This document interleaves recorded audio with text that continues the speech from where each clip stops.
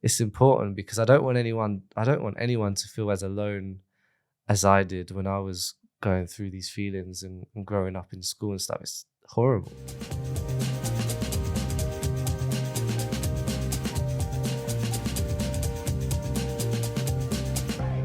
Hi, I'm Zack Newmark, and this is Damn Yankee. Don't forget to like, follow, and subscribe on YouTube and wherever you get your podcasts for all the best interviews with the coolest artists, authors, musicians, and entertainers based here in the Netherlands and those traveling through the country, like Changing Currents, who's a Brighton-based dynamic force in the world of electronic music. Since the start of 2024, he has built a massive global following, captivating audiences with his electrifying live performances and viral mashups. He's fresh off a great set at Glastonbury just a few weeks ago. He has performed all over the world. Thank you so much for taking the time out of your day to join us here in Amsterdam. Thank you. Yeah, thank you for having me. It's a pleasure to be on. No, it's really great. I mean, Glastonbury's, it's amazing. And, you got to tell me how you even get onto a stage like that in the first place. Oh, do you know what? It was mental. I got the offer, I think it must have been like a month before. And when that email first came in, I was surprisingly very chilled about things because I've never been to Glastonbury. Obviously, I know it's a huge festival. But me getting booked for Glastonbury, I just assumed I'd be in like a little small town, And it wasn't until that I put the poster on my Instagram, I was like, okay, this stage might be a bit of a deal. It was not a small tent. It was not a small tent, so I was absolutely shocked just to walk up on that stage and feel what I felt. And yeah, just all of the comments leading up to it it just got me so ready because, yeah, like I said, I was not expecting it. And who was, because you were performing with somebody also. Yes, FS Green, who's from Amsterdam. Yeah. Absolutely love FS. He's been one of my inspirations for years, ever since I was like, I say young, but maybe like 17, 18 is when I was really sort of looking up to him. And just to be able to share the stage with someone that, I looked up to for so many years, and then just to be surrounded by these people as well now is such a great feeling because obviously it was quite a quick rise to get here through social media and stuff helped me rise, and just to be surrounded by people that have been inspired me is just such a cool feeling. I mean, it's amazing because, I said in your intro that you're Brighton based, but, you're not actually from Brighton. You're from a small town that's sort of close to Brighton. Yeah. And this town's like, not even 19,000 people live there. No. And so how do you go from, and Brighton itself also, by the way, it's like, 500,000 people. And, the Amsterdam metropolitan area is almost 3 times bigger. Yeah. Where I'm from in Chicago is like 20 times bigger. So how is it that you work your way up from a small town of 19,000 people to performing on a stage that looked like it was big enough for your town? For the whole town? Yeah, exactly. Do you know what? It's crazy. Like, I've always just, I don't know what it is. I've always just been very comfortable in my own space and working on my own. I like a small sort of town. I like a small environment. I don't really need to be surrounded by chaos. Like, people have always told me that I should move to London because that's obviously a lot larger. There's more opportunity.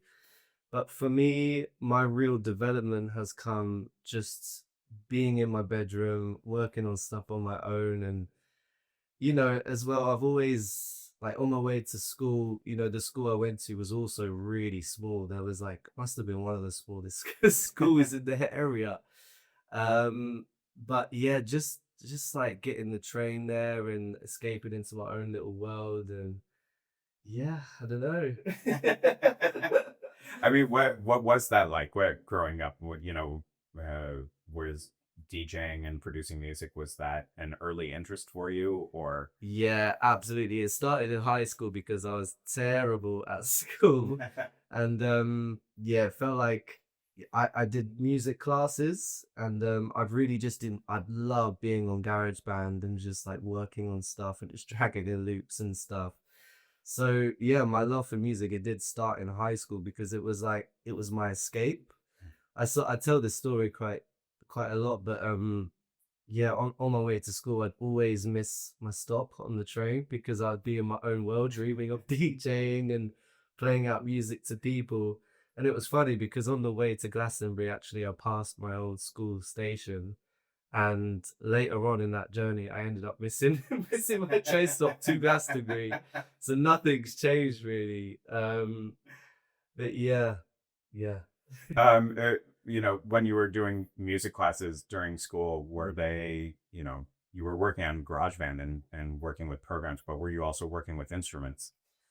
Yeah, I used to sort of try and play the guitar, just like acoustic guitar. I used to have lessons, but yeah, I soon gave it up because it wasn't as stimulating for me anymore. But yeah, it was mainly just sort of like putting together sounds, like just loops from GarageBand. You know what it's like when you're in high school, you're sort of just trying to make something as quick as you can and just learning the software. Is that still, I assume that's not really your approach to making music now. And No, no, my approach to making music now is, I like working with other producers now as well. Because when I first started, I was just making music on my own for like days on end. Like I'd never leave my bedroom. And but now I'm sort of working with other producers, and I get real inspiration from collaborating with people. And I've noticed just from being in like Amsterdam and stuff, you've got FS Green, Jeroen van Douw, all of these people. It's like they all help each other and they all help each other with their music and where they want to get to. And that's something that you definitely do like in a smaller town. And that's why it's nice to come here. Because yeah, you get to see these DJs and producers that are working together really nicely. And yeah, that's how I like to work now. I mean, obviously, Amsterdam and the Netherlands in general, Yeah. really famous for, the DJs and that come out of here. Yeah. I've also heard sometimes that, like what you said, it can be collaborative, but also then it can be extremely competitive Yeah. as well. And I'm wondering because, even before we started, recording, you come across as just an incredibly friendly and kind-hearted person. And so I'm wondering uh, how you handle the competitive aspect of this. I kind of tend to ignore the competitiveness because, like I say, coming here, you do meet the people that are just really friendly and want to help each other out. Um, and I can always sort of sense when someone they don't really have a good good energy about them or not nice to work with. So I tend to push that to the side and just I like to build a relationship with people that I know are nice to be around. And it's like at home I've got Yogit, who I work with quite a lot, is a really great producer from Brighton, and Teo from Manchester. These are people that I really trust, and they're people that I feel safe around to make good music with. And if I don't have that sort of trust, or they're too competitive and I feel that, then I tend not to tend not to really bother with them really. And, the type of music that you do and DJing in general often seems, like like an individual sport in a Yeah. way, and less like a team or a collaboration. But you seem to be much more gravitating towards the collaborative nature of it instead. Yeah, definitely, because I was making music on my own for so long. That was a long time ago now, and then DJing happened, and I was focusing on that for a long while. But now that I'm coming into production again, and I've been meeting the people I have, the more I'm realizing that there's power in helping each other, and not even doing it to expect anything, just all coming together and helping each other with people that you genuinely trust and believe in. So yeah, I think having I you could call it a break from production, but I was mainly just focusing on the DJing. But now that I am coming back into it, that is yeah definitely something that I'm trying to consider more going forward. Is how can I work with other people? Mm. Yeah. Are there certain artists that you're really hoping to work with that you haven't worked with yet? Yeah, there's I mean, more producers the better. The more producers I can work with, the better. But in terms of artists, I really want to work with Bex in London. She's a really great rapper. Every single time I make a beat, me and my manager were like, we need to get Bex on this now. So she's someone I really want to work with. Odile in London as well. Um, yeah, there's quite a lot of people, and I still really want to work with Sharu and Dow in Amsterdam. I want to work with Lamzy. I want to work with Cyrenus. Yeah, so many people. When you're not playing Glastonbury, how big are the venues that you play? Oh, honestly, every show is so different, especially when you're like traveling to the places I am. You have no idea what to expect because everywhere is so different. But yeah, usually like, God, I don't know, like it can range from like 200 to 500. But I played a festival the other day and I was closing and it was raining, and there was no shelter on the stage I was playing at, and I was DJing to a couple, to two people, and this was a week after Glastonbury, and everyone had gone, so I just scrapped what I was playing, and then I just started DJing for this couple in the crowd who were dancing in the rain. I started playing Sade. So like no matter how big or small the event is, I always enjoy it, and I always sort of look out to the crowd, right? Who can I latch onto? And it was quite nice to create a moment for that couple. I mean, it also must have been a little humbling in a way. Oh, that yeah. here you've just done, 10,000 people or Yeah. whatever at Glastonbury. Yeah, exactly. And then you come down and there's two. Yeah, oh my, very, very humbling. But do you know what though? It was kind of like it was stuff I already knew about where I'm at because no, that set at Glastonbury is great, it's amazing, but I am I'm very like self-critical and I'm like that isn't the be all and end all yet because not everyone in the crowd knew like not everybody that was in the crowd knew who I was. Right. And I want to get to a point where I'm playing to a crowd like that, but they know who I am, all of them. So there's still a lot of work to do. So yeah, when that happened, where there was two people, I was like, "This is okay." I wasn't downbeat at all. I was like, "This is where I'm at, and that's okay.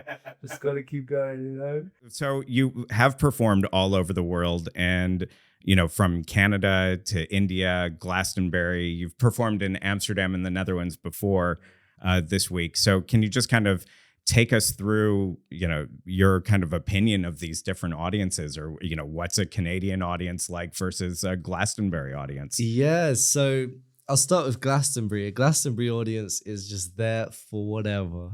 They're there to jump, they're there to dance, they're there to hold up the funniest flags I've ever seen. I've seen some crazy flags at Glastonbury. But yeah, no, they're just up for a great time no matter what. Amsterdam, they're open.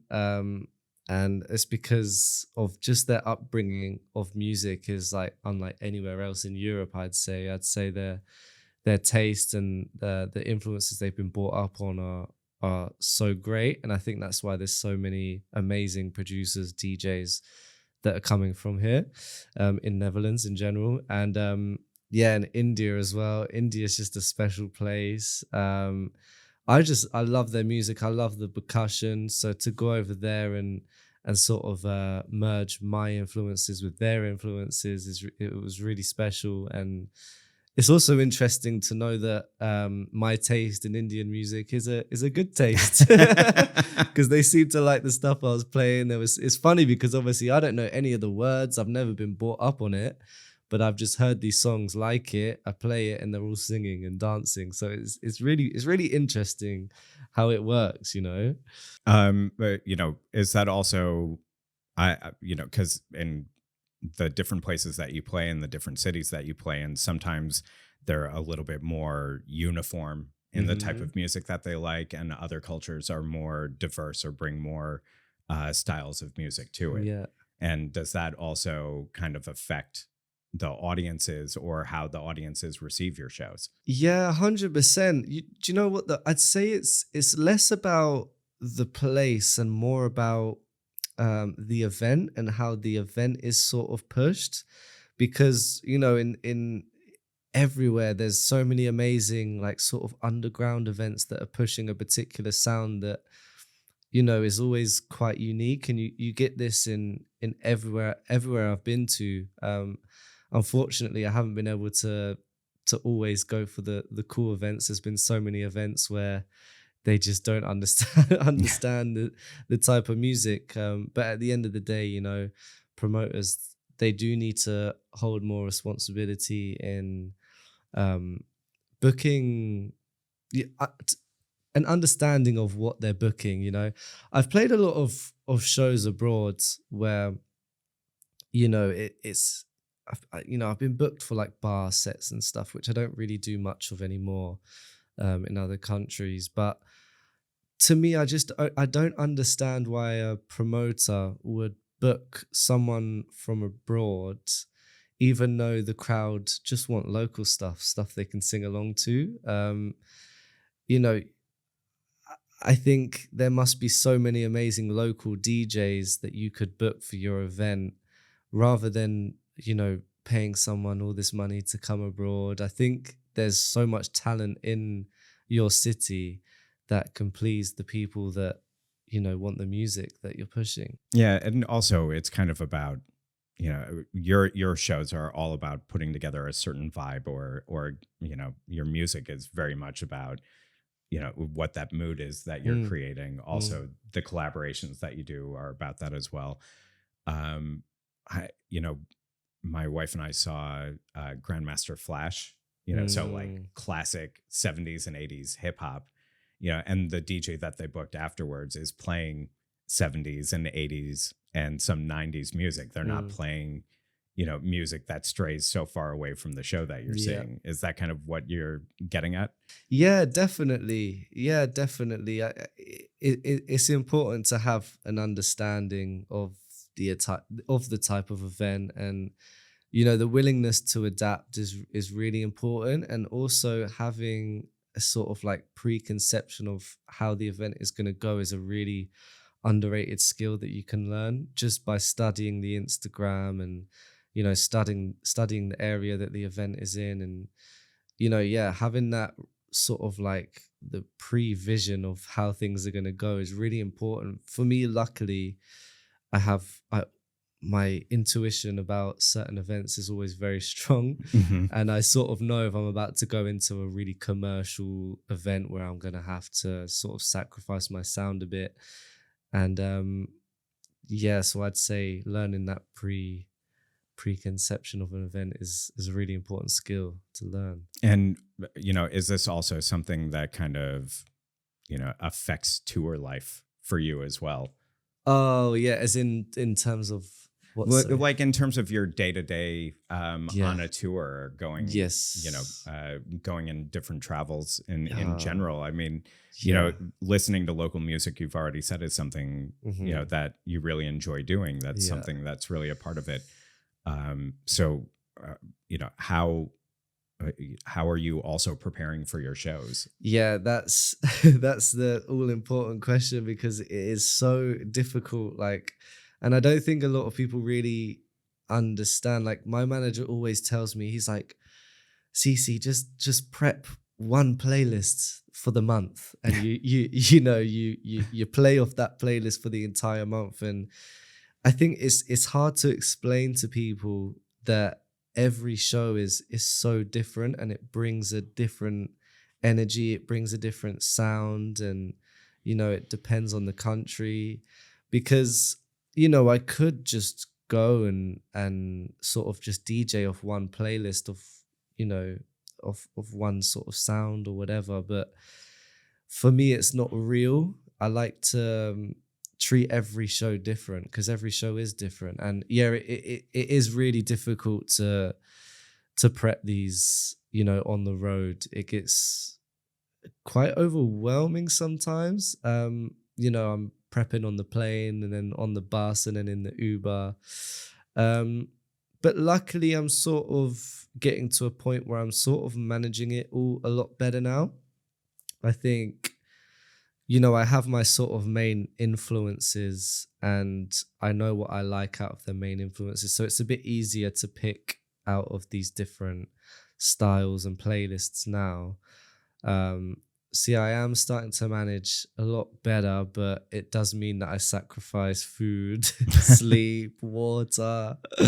These things are very much lacking when you tour. Is this something that comes out, comes out of the demands that you place on yourself, or do you feel like these are the demands that your audience are placing on you? No, it's the demands I put on myself. I feel like I owe it to myself to really give this career a good go and give every show the effort it deserves, because I really, really, really recognize how lucky I am to be doing what I'm doing. So I think rather than, I mean, I complain a lot, let's be honest. I do complain a lot, but when I do catch myself complaining now, I always tell myself, I can't complain, like it could be a lot worse. I'm doing what I love. I'm so lucky to be doing what I love. So I just try and embrace the busyness of it and just understand that I'd much rather have to prep a playlist than, do something that I didn't enjoy. Accounting, exactly. What's the complaining that you do?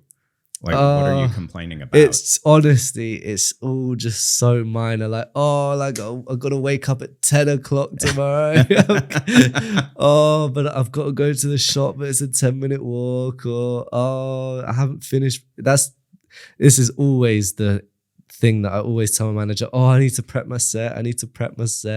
He hears that so much, and it's like, we'll just prep the set then. And it's like, no, I cannot do it until it's like an hour before the event and I'm running around my hotel freaking out. Yeah. But then when the show is over, is there a payoff for you, or do you kind of beat yourself up about the shows? Oh yeah, I'm so self-critical actually. I'm really self-critical. But it depends on the show. Like a lot of times I'll either leave like, what did I just do? Like it depends on my mood really, because I remember I was DJing in Paris.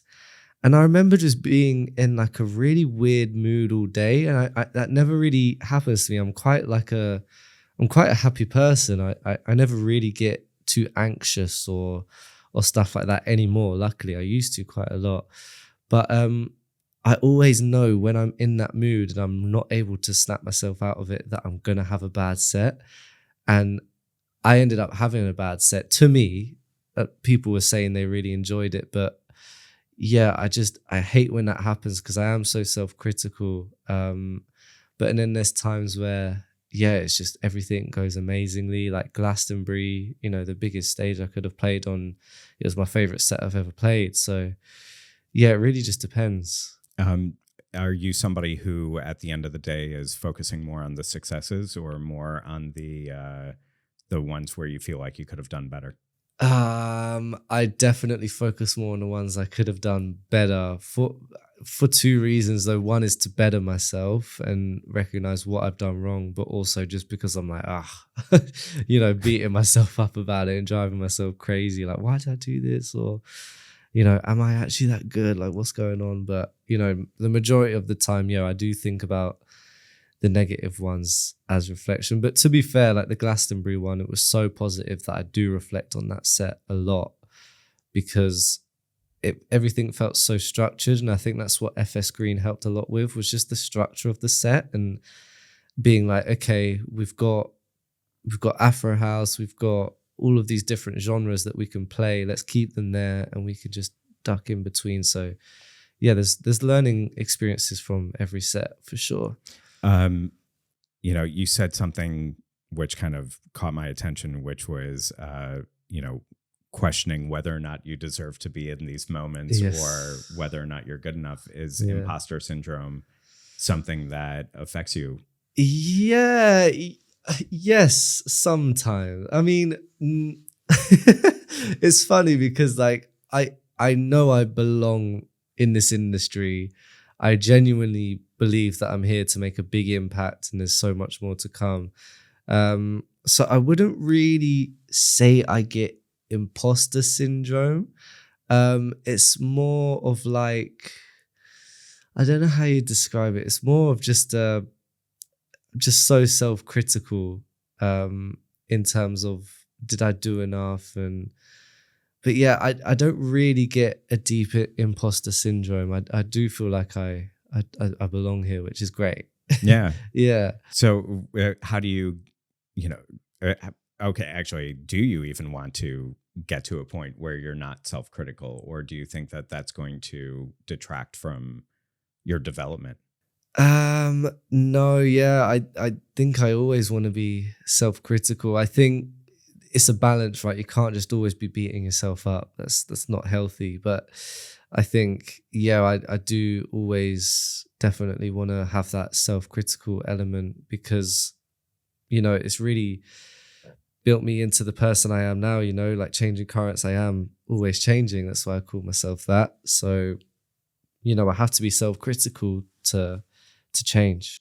Who are the people that are around you professionally which give you more balanced feedback? My manager, Raf, for sure. Because I just really trust his advice, because we started working together when I must have been like 18, 19. I'm 25 now. So there's just a real trust there, and he's the person that, I'll talk to every day just about everything. And, he's the one I look to for advice. And in terms of music and stuff as well, I'll always just send that to my friends, see if, I can just tell when a song's good or not. If they're like, yo, loads of fire emojis, and I'm like, yes, I got a banger. And if they're like, oh yeah, this is cool, I'm like, okay, this is trash, I'm gonna throw it away. Do you throw them away, or do you work on them? They end up getting abandoned, to be honest. They end up getting abandoned, but that's something I'm trying to change now. And I had a good conversation with Peter the other day, the producer, just like, you need to just finish stuff, just finishing stuff, because he was playing so many of his demos that it was like, yeah, I'm never going to put any of these out. And I was like, these are like hits, and they're just sat on your computer. And I think every producer, every artist has that same thing as well. So yeah, I'm just trying to actually finish stuff now. Is that the difference between you as a producer and you as a DJ? Yeah, definitely. Yeah, me as a DJ, I just do whatever, But me as a producer, I say I'm self-critical with DJing. As a producer, oh Lord, I'm my like worst enemy, my worst hater. Because I used to produce every day non-stop when I was young. And then I took a big break whilst I was, because while the DJing stuff took off, it sort of propelled me to a whole new level compared to when I was just a producer. So as I got propelled to that new level, it's like, okay, well, now my production also has to get to that level. So it's been a jump up, and I'm just trying to trust myself, because I know I am a good producer. I've just been telling myself I'm not for so long, but it's not true. And I need to just get out of my head. All right, what does it take to get you to a point where you're reminding yourself that you are a good producer? Honestly, I actually had this realization during this trip and getting in more sessions, and I need to, when I have that realization, it will be when I'm able to make records with vocalists in the room.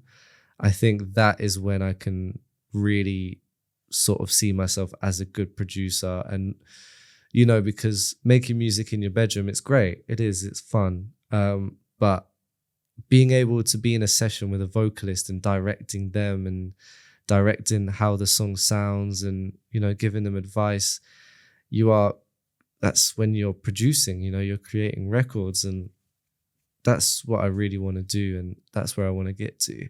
What does it take to get to that point? I mean, you've got this clearly, growing and developing career. Yeah. And you're very clearly a rising star who goes from playing, clubs of a few hundred people to, crowds of thousands at Glastonbury. Yeah. So it can't be that far away that No, you're producing with vocalists in the room. exactly. And it sounds so simple, right? And it really is just a confidence, pushing my comfort zone thing. You know, I've been taming myself down and, you know, just avoiding it for so long because it's always been so scary. I've always thought I'm not good enough to make a beat with someone in the room, but I will never be good enough to make a beat with someone in the room without trying. Mm-hmm. You know, people are, well, me anyway, I've been like so scared to do this thing that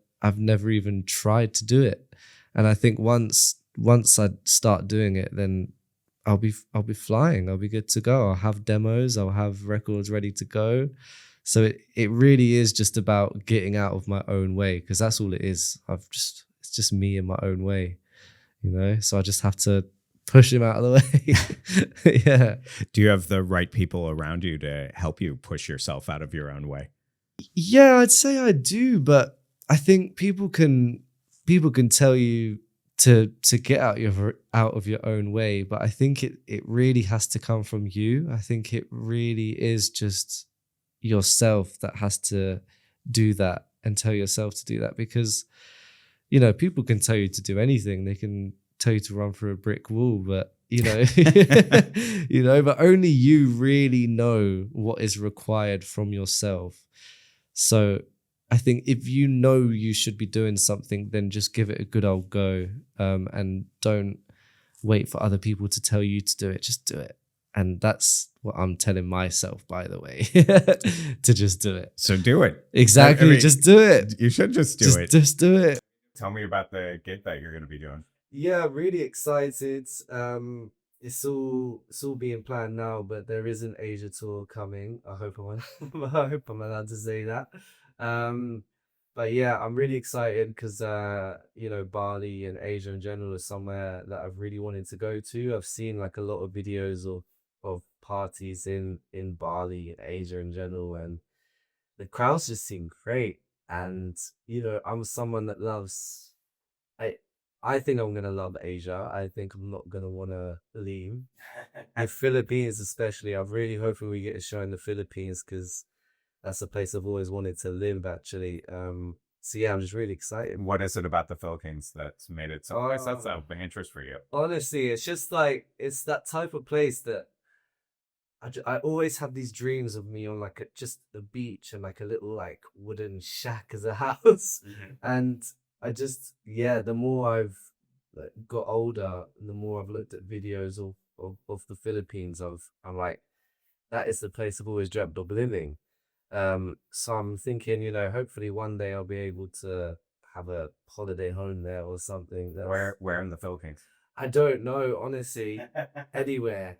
Put me anywhere in the Philippines, somewhere along the coast. It looks so beautiful, and the people seem great as well. Is this something that kind of, you know, ties back to any other period in your life for any reason? Is there some moment where you're a kid going through, you know, school books or a National Geographic or something, and you come upon the Philippines and you're like, that's it? Not really, honestly. I think it's always just been about the dream work. Like when I've had many dreams when I was a kid at school of just like living in a tropical place, and I just feel like it's always been Philippines. I just didn't know it until until now, and I'm like, okay, I want to live there. You had these sort of, you know, you also talked about daydreaming about music when you were in school, and now you're talking about daydreaming about, you know, being in the tropics or in a tropical place, which, you know, if you're growing up in the UK or in England, obviously, I'm sure some people are thinking of sunnier places to be. I'm also curious though, you know, what childhood was like for you. I mean, you know, was there a reason that you were kind of chasing these daydreams? Yeah, I think so. I think for me, school was a real struggle. I think I was really struggling with my identity. I never really knew who I was until I left college. Really, identity was always a big struggle for me, and just struggling with school as well. You know, I never understood the education system. I still don't. Um, and the older I'm getting as well, the more I'm realizing why I struggled with school. I've got ADHD. I need to get tested maybe for autism. I think they call that there's a word for it. But yeah, it just like the identity side of things made life really difficult for years actually. And these sort of daydreams and these escapes that I'd have were just my way of coping and my way of calming myself down, telling me that there is a future. And so that's why every time that I live out one of these dreams that I had as a kid, I just really embrace it, really soak it in, because yeah, it's really important to me. I mean, that must have been quite a moment in your head going to Glastonbury, Yeah. going past your school stuff. Wow, honestly, incredible. The exact same train where I would constantly miss my stop getting off. It was mental just to drive past it, 'cause I haven't seen that since I was a kid, and just all the memories came back. And just the fact I missed my stop on the train to Glastonbury as well, it was perfect. It had to happen, because I was prepping my set, ended up missing the stop. It was like I had never left school. And it's funny because even back then, even though I wasn't a DJ and I might not have even ever touched the decks, I still felt like I was living that life because of these dreams. So in a way, genuinely, it feels like nothing's changed. It felt like I had it back then at school, and feels like I have it now. And yeah, it's a beautiful feeling. When you say that you were struggling with your identity and aspects of your identity, did that have an impact on your friendships also? Oh God, yeah, massively. Because I didn't know myself. I was a different person day to day, and I just don't think people could hack that. And I don't blame them. I was a bit of a nightmare actually at school. I just I don't think people understood me, because I definitely didn't understand myself. So, I was just a bit of a mess, and I think, it was very obvious to people. Yeah, yeah, I think it was it was very obvious, and it was definitely a struggle. It was a struggle to make friends, maintain friends. Yeah. Hmm. Yeah. And is that better now? Oh yeah, it is better now. Because I'm so comfortable in my own skin. It's actually crazy the difference, and I think it's just, again, through doing what I love and having these experiences and seeing the whole world, it's really made me who I am. And I look back at my old self and I mourn him. Like, yeah, the difference is crazy. And I'm so happy that I found myself the way I have, and I could be really grateful for that. And yeah, And I think I also saw somewhere that that's kind of the origin of your stationing, changing currents. exactly. Yeah, exactly. Because I am always changing, I'm always evolving. And I've always loved the beach as well. Like, I would actually skip school a lot of times just to go on the beach and pray and look out at the waves. And yeah, I've just always liked the idea of floating on the current, not trying to, don't drown in the current, just float, see where the tide takes you. And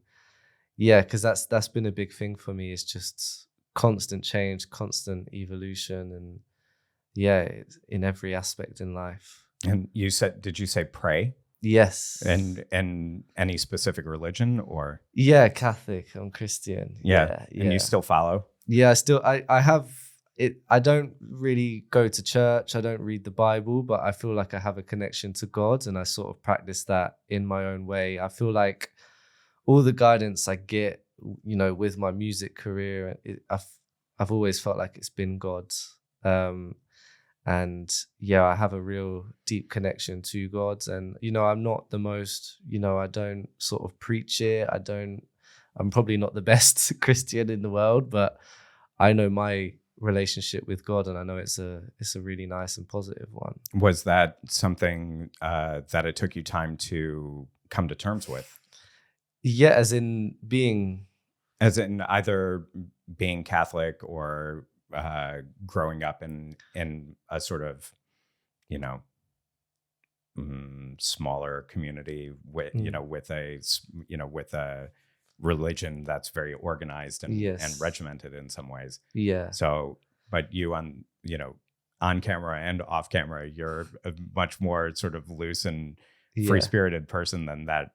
That I would never have thought that would have been something that you said. Yeah. No, a lot of people say that actually. But yeah, I just like it's the guidance that I've had that really just reaffirms my belief in God. And you know, yeah, like I say, I'm definitely not the perfect Christian, but yeah, I just think you can practice your relationship with God in your own way. And yeah, I think things are up for interpretation. And yeah, I like to have fun. I like to get down, but, but yeah, no, I definitely believe in God. Yeah. Are your parents religious? Yeah, they are. They are. My mum still goes to church and stuff. But I feel like I mean, the influence definitely has helped, of course, you know, going to church as a kid. But I just feel like it's my own experiences and listening to myself that's reaffirmed it in me. And, you know, because like when I would go to the beach and pray, like I really did feel something. And I feel like I was sort of put on this earth to help others with my music and my DJing, and I feel like that is all through God.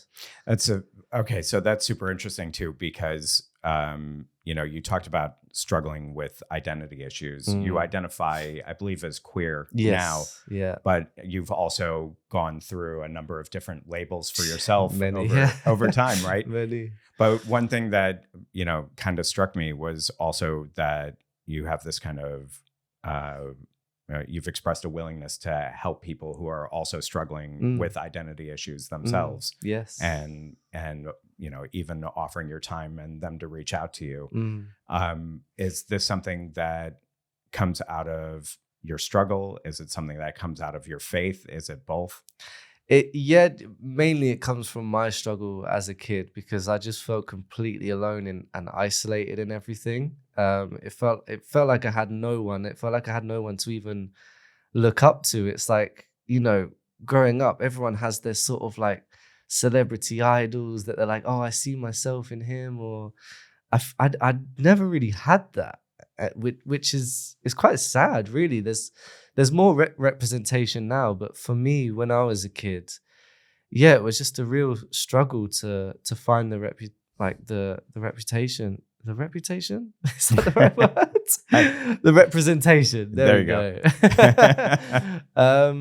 So yeah, it's mainly from my struggle and to help these people that feel isolated, and that's why I try and be vocal about it. Although it is scary as sometimes, you know, it's important, because I don't want anyone to feel as alone as I did when I was going through these feelings and growing up in school and stuff. It's horrible. Is this you know, is this anything that you've talked about with your family before? Yeah. Yeah, it's all stuff we spoke about before. You know, my parents were the first people I came out to. So yeah, they've been really great throughout it, and you know, luckily I'm in a really good place now. But yeah, it was definitely a struggle when in school. Yeah, with your town of less than 20,000. Exactly, that's it. Yeah, you know, it felt. That's why I go back to it felt like no one really understood who I was, and yeah, it goes back to that. You know, but then, you know, is that what made this rooftop show at Brighton Pride so impactful for you also? Yes, definitely. Just to like celebrating queerness with all of these people. And it's like, I'm playing music for these people that are also celebrating. There's people out there that haven't come out, but they're letting loose tonight for Pride. It was really beautiful. And yeah, it was just a real full circle moment to know that I had the struggle I had, to then be DJing to like however many thousand people on a balcony for Pride. It's like, yeah, it was a great feeling. When you were younger, did your parents know that you were struggling with identity or with loneliness at that time? Or was that something that you talked about later? It was something that we spoke about later in high school, because I think they obviously really saw it in me, as it's because as you sort of get older, I think you start to really realize things about yourself a little bit more, and then it becomes a bit amplified. And if it's, it was something that was brewing all throughout high school, just these feelings of not knowing and like, what is this? What am I? And not understanding anything. Not understanding is the worst feeling. So yeah, just I was able to speak to my parents about it, and they were great. And do you have siblings also? Yeah, I have two sisters and a brother. My sisters especially were obviously so great throughout. Yeah, they were like my best friends throughout all of this, and the most supportive out of anyone, and the most accepting. So yeah, I can thank them for sure. And what's your relationship like with your brother? Yeah, I love my brother as well. That's my guy. Like we have. I never got too deep with my brother. For me, my relationship with my brother is more like, more fun, and we'd have fun together. Have beers, and yeah, I love my relationship with my brother. Even now, even now we still have a great time. Oh, that's sweet. And yeah. Are they in anything creative, or are your parents in any creative fields at all? No, none of them are actually creatives, and that's always an interesting point that people bring up. Is like, where does your influence for music come from? And I always say, I actually don't know. It's just through myself. And I think school made me realize that I don't want to conform to a normal job that we're taught that we have to do or whatever. And my dad understood that. For me, like telling my dad I didn't want to be a carpenter was actually like a really scary thing at the time, because all like the men in my family have gone on to work for their dad essentially. So for me doing that, I felt a lot of guilt actually. But yeah, my dad has been so supportive of my career choice, and he shouts the loudest for me, and he did since day one. He trusted my decision, so yeah, I'm really grateful for that. Did you get any pushback from anybody when you're clearly carving a path for yourself instead of doing what's the name of the town? Lansing, yeah. Lansing. I mean, did you get any pushback because here you're in Lansing of 19,000 people, and everybody's kind of has their path all sort of laid out for them? You know what? From my family, no, because they saw me struggle throughout high school, and I think they always accepted that I was a little bit different. And so they've been really supportive of my decision. But I'll always remember I used to have to take supported study at high school. I think you got like 3 GCSEs, and they recommended to me that I'd take supported study as 1 GCSE, which is basically a class where you sort of just try and like do revision and all of this stuff with help of it's kind of like teachers. A catch-up class sort of. Yeah, exactly. For people that are sort of struggling with like the tasks of school. And I'll always remember my supported study teacher telling me that it's not possible to become a DJ because everybody wants to do it. At the time, in every supported study class, I wouldn't do any revision. I'd be watching DJ sets from like Tomorrowland and watching Avicii and all of these DJs. And I'll always remember that moment where she said, everyone wants to be a DJ, and that always motivates me. And I still think that's it. Are you ever in touch with her? No, I'm not. But I wish I could be. I wish I could start sending her clips. For her shows. Yeah, like it's funny because I don't remember anything from school. Like I think it was sort of like a trauma response where I just can't remember anything. But that is one thing that has really stuck with me, is that one moment where she said that, and I said that's a lie, and here we are. Luckily. and you mentioned Avicii. Yes. Who also, long term had struggles with personal issues and loneliness before taking his own life. Is that something that hit you particularly hard or in a particular way, because considering the life that you grew up? Yeah, definitely. Yeah, it's really sad because Avicii was, one of my biggest influences when I was growing up, sort of around the early stages of high school. I would watch his sets religiously, just wishing I was him. So yeah, no, it definitely hits to see. Yeah. Because he seemed to have come from a supportive family. Yeah. A family that was in his corner as well. Yeah. And, it's, being on the road is not a cure for loneliness, that's for sure. No, definitely. And I think, it is really difficult if, because loneliness, it scares a lot of people.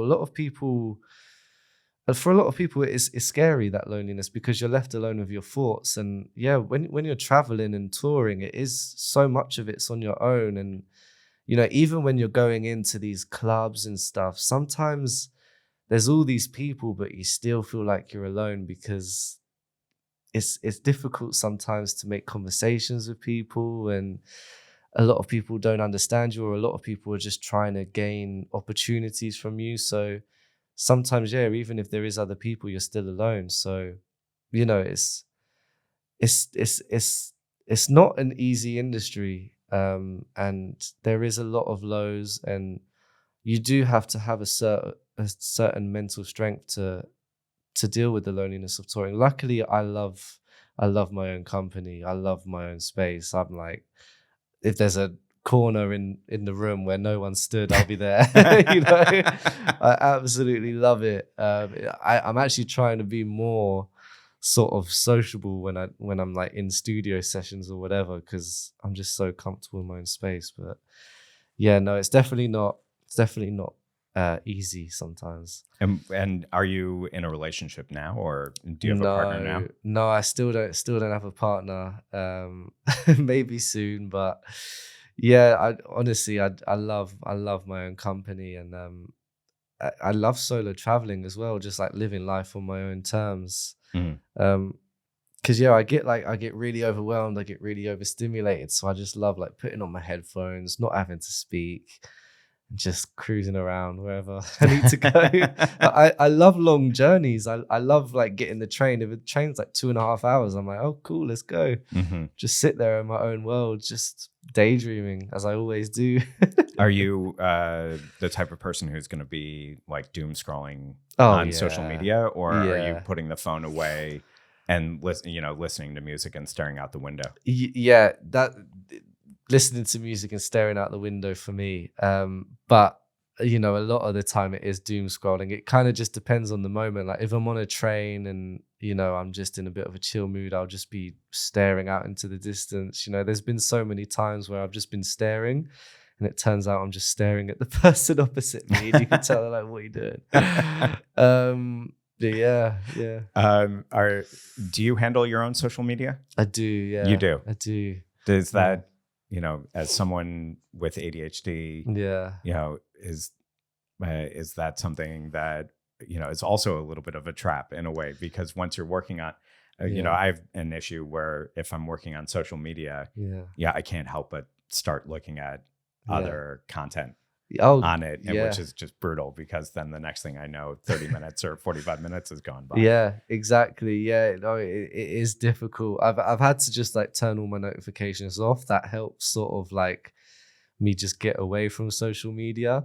But I think a lot of people won't say it, but if you are a content creator, or if you do post a lot of content, sometimes doom scrolling isn't terrible. Okay, I'm gonna say it. It's not always terrible, because you are getting ideas as you're watching, and you're getting ideas as you're scrolling. So sometimes it is actually beneficial to doom scroll. Have you sort of created kind of a day-to-day schedule for yourself, because I assume you treat this as work. You treat your job as a job. So how do you manage to kind of keep yourself organized and say, okay, I'm making music now or I'm not? Yeah. So what me and my manager have done is we've designated days to one thing. So I'll have like a content day and a music production day and then a DJ set prep day, just so like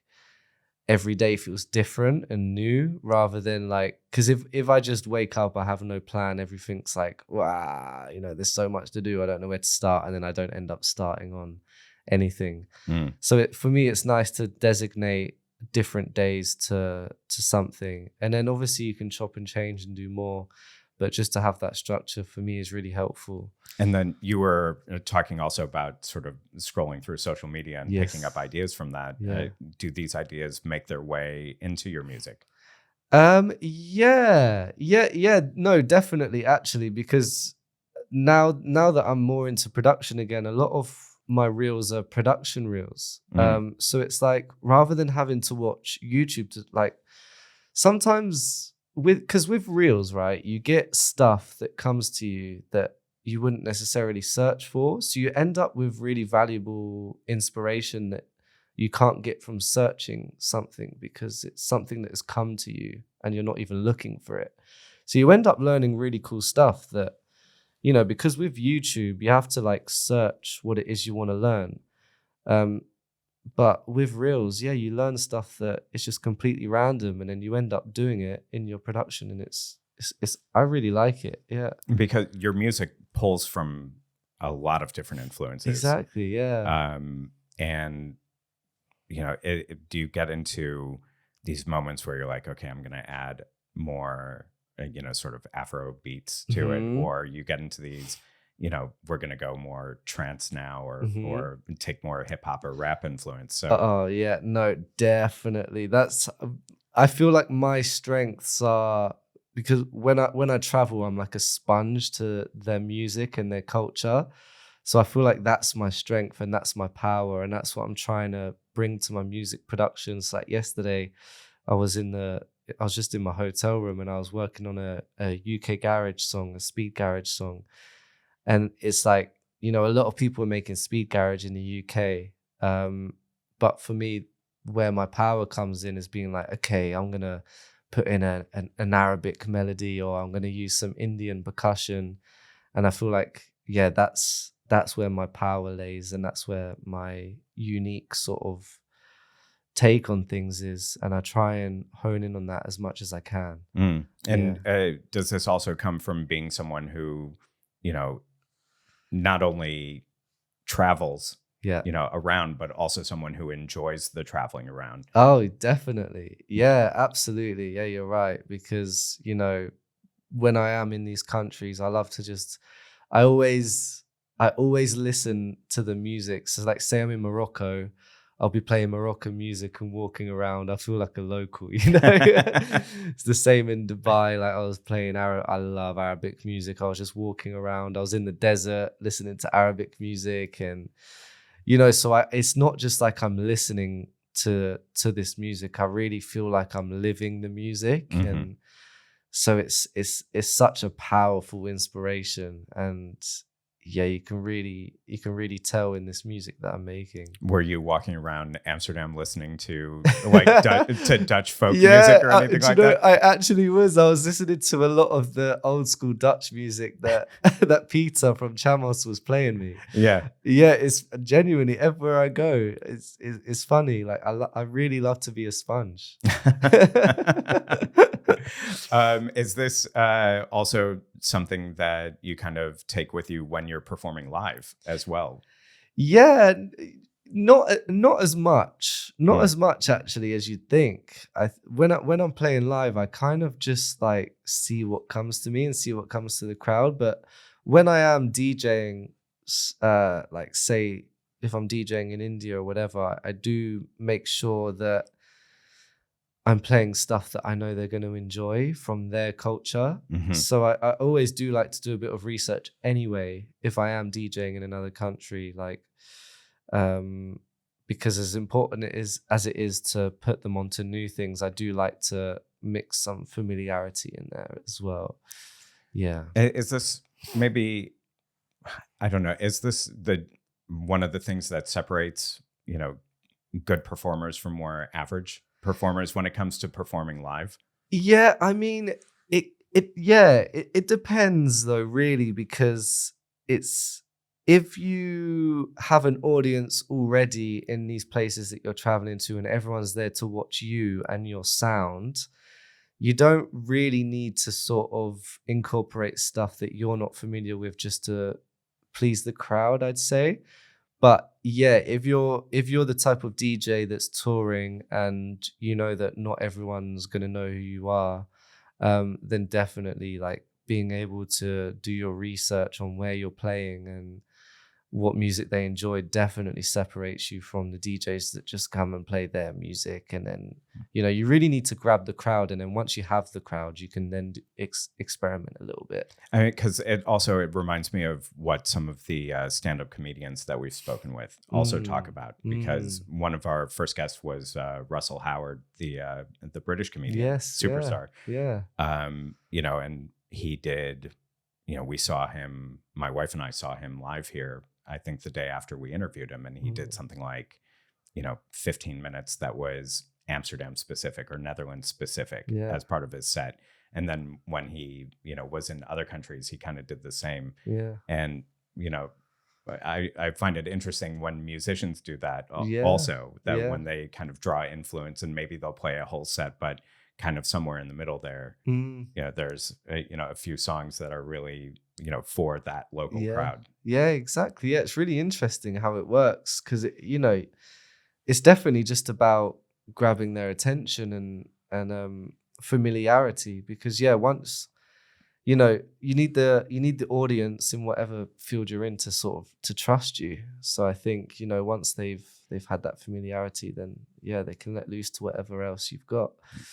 And you're also, you've talked about this, but you're pretty flexible when you're on stage too, because you've also said that you really enjoy the chaos of performing live and performing in a tight venue. Yeah, definitely. Yeah, I thrive in the chaos, and the chaos is what guides me actually. Because if I like, that's why I love it so much. Though, when I'm amongst the chaos, I know exactly what needs to happen when, because I am there. I'm in the party. And I think it is important to have the separation. It's not always having the DJ in the middle of the room, and because the people are the party, not the DJ. But I just love being amongst it all and letting the crowd take me to wherever I need to go. It's like I'm just there with them, and they're guiding me almost. It's like they're DJing through me. And if somebody bumps into the table, so be it. Exactly, so be it. It is what it is. I always say that. Like, I really don't mind. It's their party at the end of the day. If that happens, it is what it is. Is there a particular show that aside from when just two people showed up, but is there a particular show where you kind of felt like, oh man, I really wish I had that one back. I wish I had that one to do over again? Yeah. Do you know what? Actually, this was when I was first starting out, and it was not one of the first times I was DJing, but one of the first times I introduced myself to Brighton.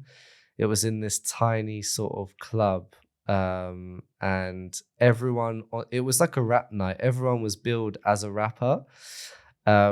So everyone was expecting a rapper when I came on, because there was like 4 other people before me, 2 other people. I was the only DJ. So everyone was outside having a cigarette. Everyone comes back in expecting a rapper, and it's just me on the decks, like real young me. And everyone was just like, okay. And everyone just had the best time. And I just remember this was the first time I was like, yeah, this could go somewhere, because I was able to grab a room full of, rap fans and make them jump to all of this music they've probably never heard before.